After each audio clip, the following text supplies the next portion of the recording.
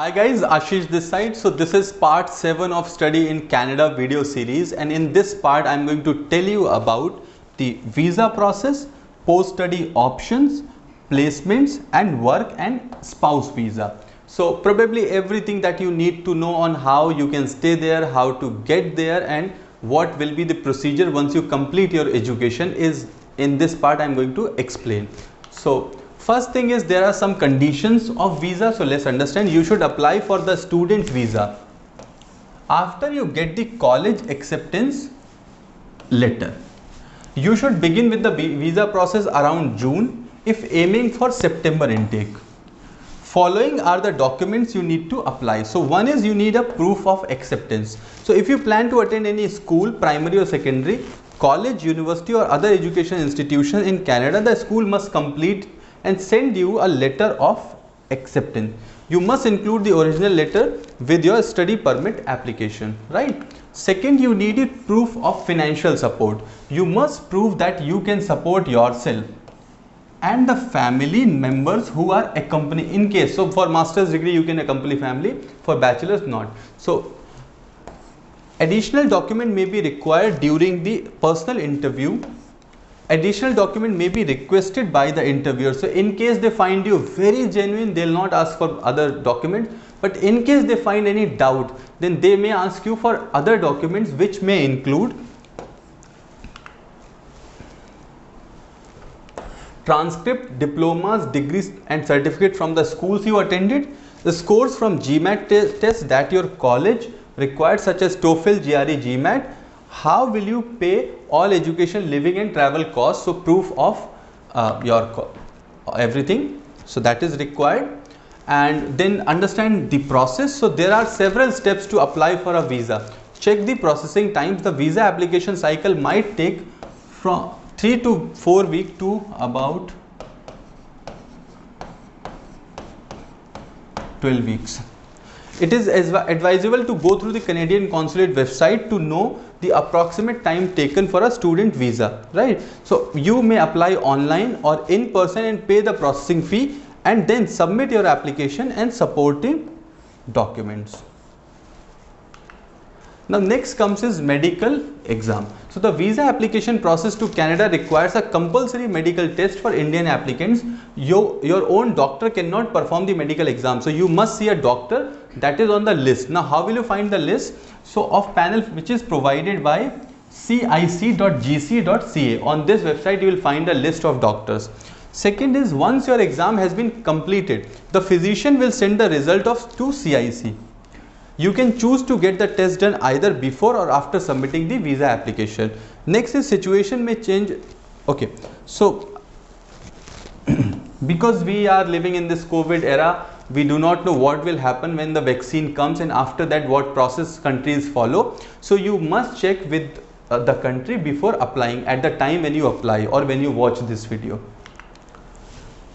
Work permit. So the eligibility criteria to get a post-study work permit. So that is the most important part. Now you complete your studies. What next? So you would want a work permit so that you can work there, stay there, and then maybe if you want you can get the permanent residency of Canada. So you should have pursued a full-time course in Canada. Very important. The length of course should have been more than 8 months. So your course should not be less than 8 months for getting a work permit. You must have graduated from either public or post-secondary institution or a private post-secondary institution, that is of course for bachelor's and master's and PhD. You should apply for work permit within 3 months after receiving official letter saying that you have successfully completed your education from the institute. You will be given the work permit only if you have a student visa. You cannot get a work permit longer than your course of duration. So we will get into that also. If your course duration was 8 months, then you will receive work permit for 8 months. If your course duration was 2 years, then you may receive work permit for 3 years, right? So you can, if you are going for this UG or PG, then you have a good chance of getting there from 1 to 3 years. Next comes is visa for spouse. So maybe in case what if you are married. So in case you are married, the partner of the student gets a dependent visa and a valid work permit, right? So your partner, husband or wife, can go with you and work there full time. Now here's a condition. The condition is that it is only for master's degree and not for bachelor's degree, and this is common for all the countries, New Zealand, Australia, Canada, everywhere, right? Next comes is placement. So Indian students are used to the concept of campus placement and on-campus recruitment, right? So countries like Australia, New Zealand or any other country, there is no concept of placement. Okay, so what happens is all these countries have, or all these universities have, a career center, career services center, which help you get jobs and help you prepare for interviews. The on-campus recruitment is always driven by student interest. Now, companies that recruit through the university do not offer jobs directly. What they offer is internship or cooperative working opportunity. So we'll understand that also. Companies like to see your work for a few months before they hire you full time. Next comes is what is co-op education program. So in a cooperative program, period of study alternates with work. The student co-op program is a formally structured program where the intent to recruit a student while still in school to fill permanent positions upon graduation. So co-op programs are generally undertaken at colleges and universities. Indian students who wish to participate in a co-op or internship program must apply for work permit as well as for study permit, right? So you have co-op programs also, and your university can update you whether they have this opportunity available or not. Next comes is eligibility criteria for work permit. So to be eligible for work permit, you must meet the following option: a valid passport, your intended employment must be related to your program of study in Canada. So that means you are going for MBA, then you should be working somewhere between the business phenomena and not in agriculture field. So that is must be related with your field of study.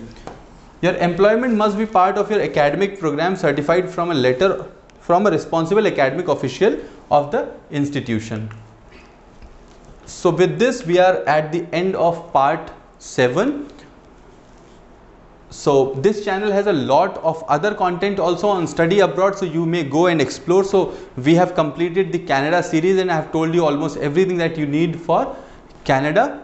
I understand that after this you may have certain queries on Canada, as Canada is one of the most sought after country for studying abroad. So in case you have any query, we have given the details in description on how you can contact us. Please like this video, comment, share with your friends. If you are new to this channel, please make sure that you subscribe. I'll see you in some other video. Thank you so much for watching this video. Stay connected.